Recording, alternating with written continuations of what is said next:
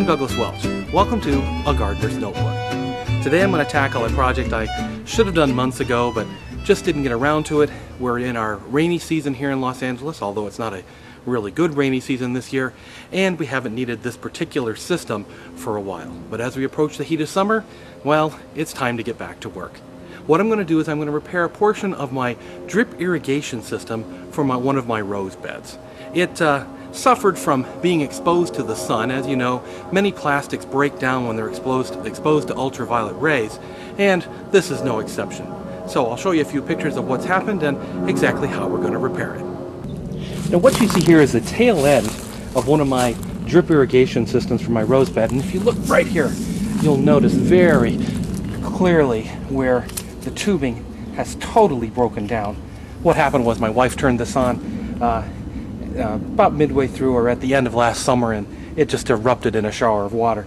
Of course, for whatever reason, this particular end of this tube had been exposed to the sunlight more than the rest of it, and I don't believe we've got any more holes in it. So what I'm going to do is I'm just going to replace this one small section of tubing here.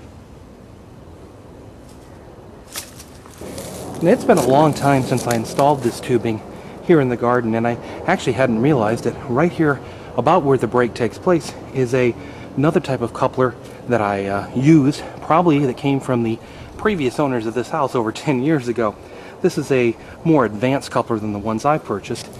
Here's the one I bought, which is a compression fitting. The tube just slides in, and through the compression of the plastic, it actually seals and makes a watertight seal. So the first thing I've got to do is I have to remove this coupler first. And in this case, I rotate these screws inward. That releases the pressure on the plastic tubing, and I should be able to pull it right out. Look at that. Now I could reuse that coupling. In fact, it still looks pretty good, but I think I'm going to try one of these other couplings just to see how well they work. So again, first of all, we take the good tubing on this end and we slide the compression fitting on. Of course, it is a compression fitting, so it takes a little bit of pressure to get it worked on to the tube. Now this is 1/2-inch drip tubing that you're seeing here, and this is pretty much a standard grade. I have seen some that's 5/8, so you do need to make sure that whatever couplings you get, whatever adapters you get, are the proper size for your drip tubing system. Okay, so we got the coupling on the good end of the tube.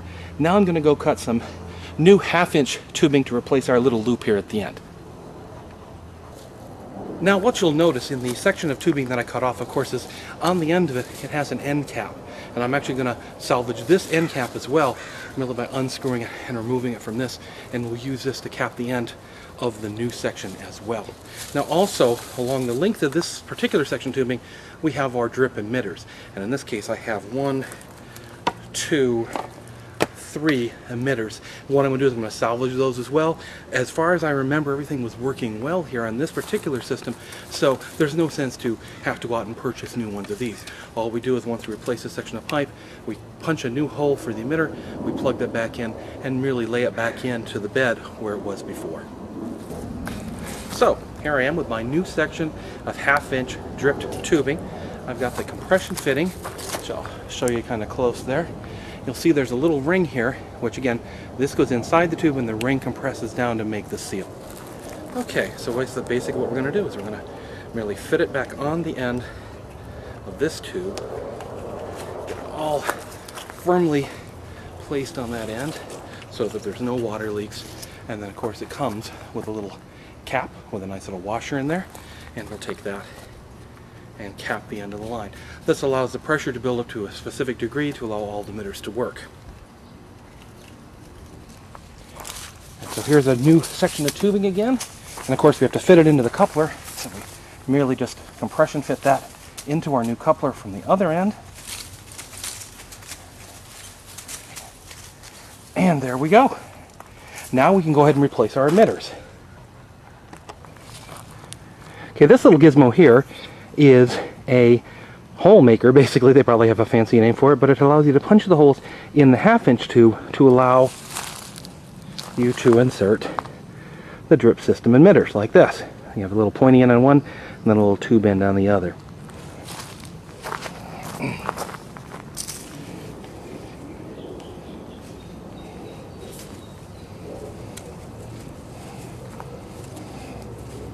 And there we end up with a nice little hole, which should accept this emitter very easily.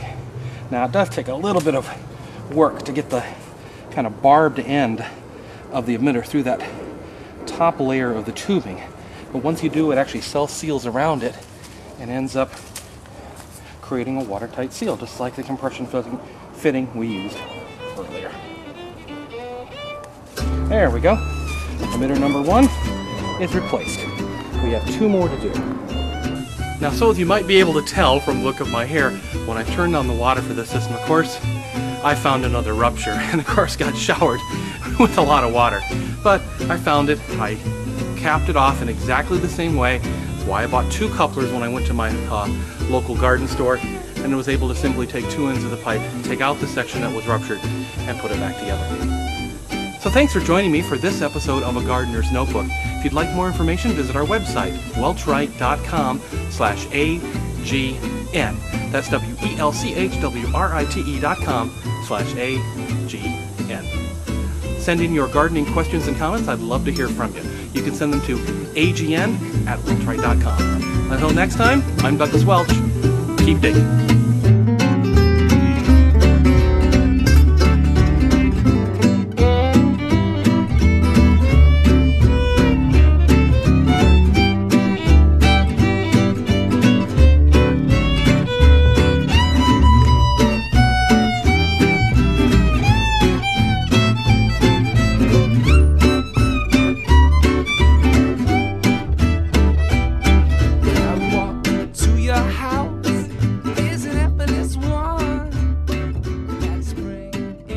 Try